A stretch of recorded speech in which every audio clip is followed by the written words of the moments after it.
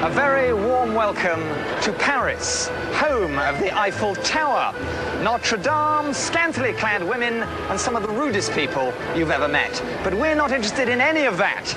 We're here for le centenaire du Mondial de l'Automobile, the Paris Motor Show.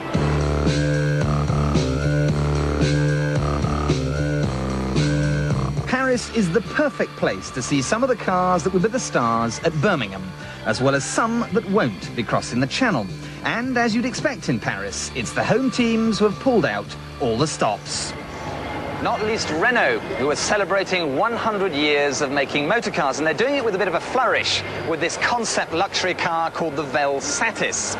It's powered by a V6 Laguna engine, which they assure me will provide deep-lunged power, and it's supposed to embody all those wonderful French virtues of expressionism, spirit and individuality.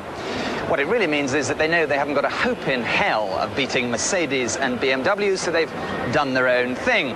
They also say that we'll be seeing this sort of styling in the luxury cars they'll be making in the next 3 years, which is a pretty horrifying thought, really.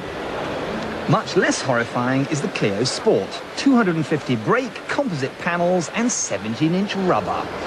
It is a beautiful, barking mad, mid-engined baby supercar, but it's no concept because Renault say they will definitely build it, and what's more, it could even be in right-hand drive. And I can definitely say that Papa would not approve.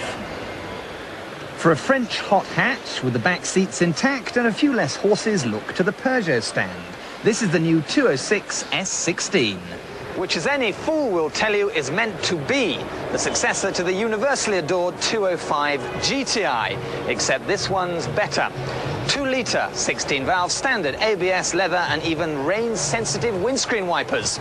I think we'll be finding that this sells rather quickly.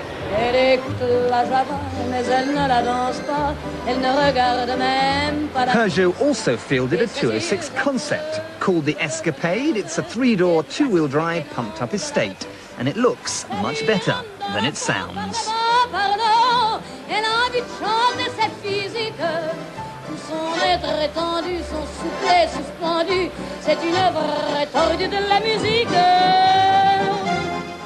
Staying with little concepts, Citroën debuted the C3, showing that the company which gave us the 2CV and DS hasn't gone completely mainstream and dull just yet. Shorter than a Saxo, but bigger inside than a Zara, it bristled with neat little touches. A handbag? And another piece of welcome innovation from Citroën is the Zara Picasso, a sort of mini people carrier like the Renault Scenic. It'll have a choice of 1.6, 1.8 and 2-litre diesel engines. It is astonishingly roomy, and I have to say, not altogether unhappy looking. Not everything new was French. This pumped-up Focus is Ford's new World Rally car, to be piloted by Britain's Colin McRae next year. No word on a road-going car yet, but we live in hope. From Spain came the new Seat Toledo, the latest in a seemingly endless list of Audis, Skodas and VWs based on the latest version of the Golf. And new from Germany, the Mercedes-Benz S-Class, probably the finest car in the world. This one's got an automatic spacing device, stops you getting too close to the car in front, window bags, air suspension, and you don't even need a key to get into it or start it up. It's done by a smart card. And all this as we stare into the jaws of a global recession. Crisis? What crisis? But the undisputed star of the show was the Jaguar XK 180. Based on a shortened, lightened XKR, its 450 brake V8 is wrapped in an achingly beautiful aluminium body inspired by the 50s D-Type. Jaguars say they're not going to make it. We think they're bonkers if they don't. Who would have thought it? Here we have the massed ranks of the entire French motor industry flexing their considerable pectorals.